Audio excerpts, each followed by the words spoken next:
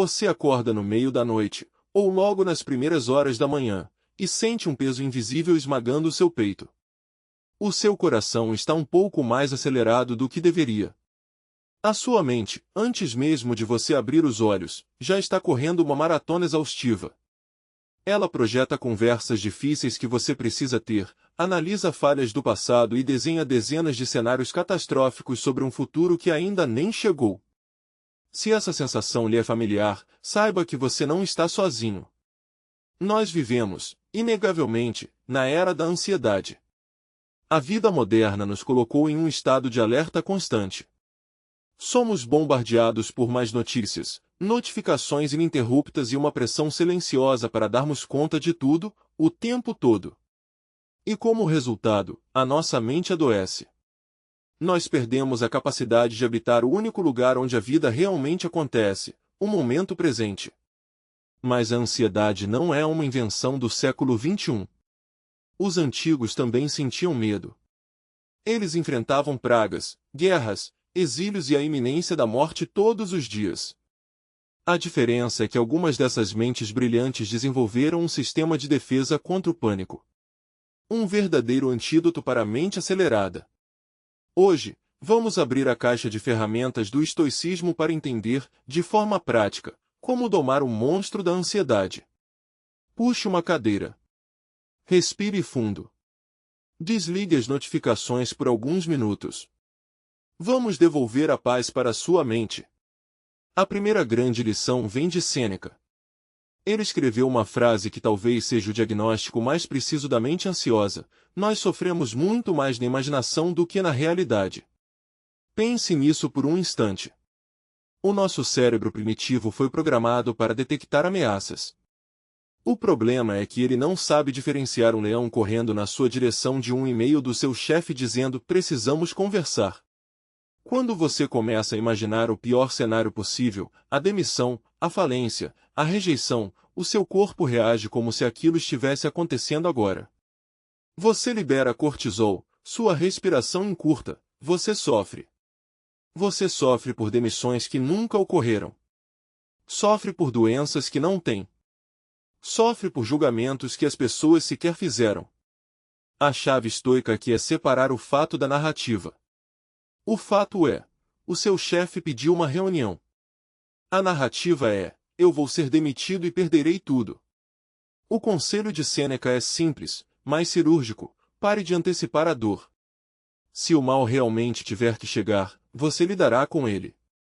Mas não o convide para entrar antes da hora, pagando juros por um sofrimento que talvez nunca aconteça. A segunda ferramenta é a base de todo o pensamento estoico, vinda de Epicteto: a rigorosa separação entre o que você controla e o que você não controla. A ansiedade, na sua essência, é uma tentativa inútil de controlar o incontrolável. Nós queremos ter certeza de que o futuro será seguro, de que as pessoas vão nos amar, de que a economia não vai quebrar. Mas a verdade brutal é que você não tem o menor controle sobre o mundo exterior.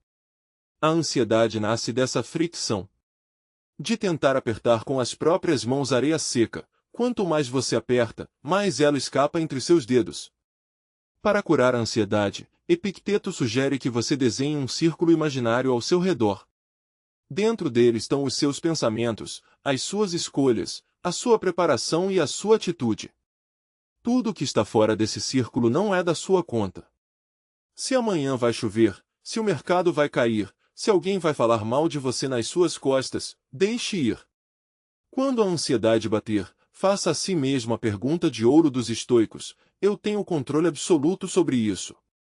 Se a resposta for não, respire fundo e diga para si mesmo: isso não está sob o meu controle, portanto, não merece a minha paz. A terceira lição vem do imperador Marco Aurélio, e é uma técnica chamada de a visão de cima. Quando estamos muito ansiosos, nós desenvolvemos uma visão de túnel. O nosso problema parece a coisa mais importante e mais urgente de todo o universo. Um comentário maldoso na internet ou um erro no trabalho parecem o fim do mundo. Marco Aurélio costumava fechar os olhos e imaginar a si mesmo flutuando acima da terra. Ele via o seu palácio diminuir, depois a cidade de Roma, depois o mar Mediterrâneo, até ver o globo inteiro. Ele via exércitos marchando, bebês nascendo, impérios caindo. Ele via a vastidão do tempo e do espaço. Essa prática não é para fazer você se sentir inútil, mas para fazer você se sentir leve. A visão de cima reduz os nossos problemas ao seu tamanho real daqui a 100 anos. Ninguém vai se lembrar daquela reunião que você falhou, da roupa que você usou ou do dinheiro que você perdeu. Essa perspectiva cósmica dissolve a ansiedade. Ela nos lembra de que a vida é um breve sopro, e desperdiçá-la com preocupações triviais é uma tragédia. A quarta ferramenta é contra-intuitiva. Os estoicos a chamavam de premeditatio malorum, a premeditação dos males.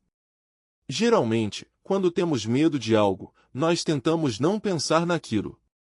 Nós fugimos do pensamento negativo. Mas a ansiedade se alimenta do medo do desconhecido.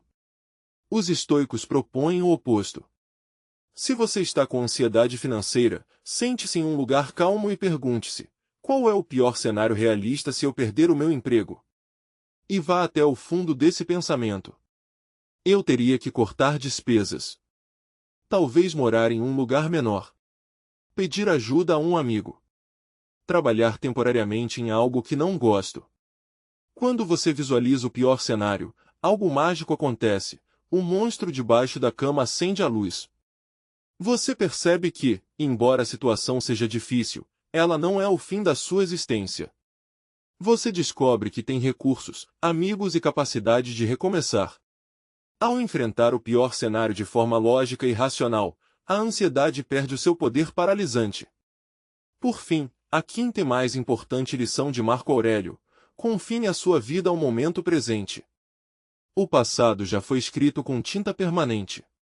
A culpa e o remorso não podem alterá-lo nem 1 milímetro. O futuro é uma folha em branco escondida na neblina, ele não existe em lugar nenhum, exceto na sua imaginação. A única coisa que você realmente possui, a única coisa onde você tem algum poder de ação, é este exato segundo. Quando a sua mente tentar arrastá-lo para a angústia do amanhã, traga-a de volta para o agora. Foque na tarefa que está na sua frente. Se você está lavando a louça, apenas lave a louça. Se está conversando com alguém, esteja ali por inteiro. A vida é muito mais fácil de suportar quando nós a dividimos em pequenos pedaços. Não tente carregar o peso de um ano inteiro, ou de uma vida inteira, nas costas de um único dia. Lide apenas com o que o dia de hoje exige de você. O controle da ansiedade não significa que você nunca mais sentirá medo ou incerteza. Nós somos humanos, e o frio na barriga faz parte da nossa biologia. Mas com o estoicismo, o medo deixa de ser um mestre tirano e passa a ser apenas um conselheiro passageiro. Você aprende a observar a tempestade sem se tornar a tempestade. Você entende que a verdadeira paz não é a ausência de problemas, mas a certeza de que a sua mente é uma fortaleza que nenhum problema externo consegue invadir sem a sua permissão. Comece hoje. Recupere o domínio da sua mente.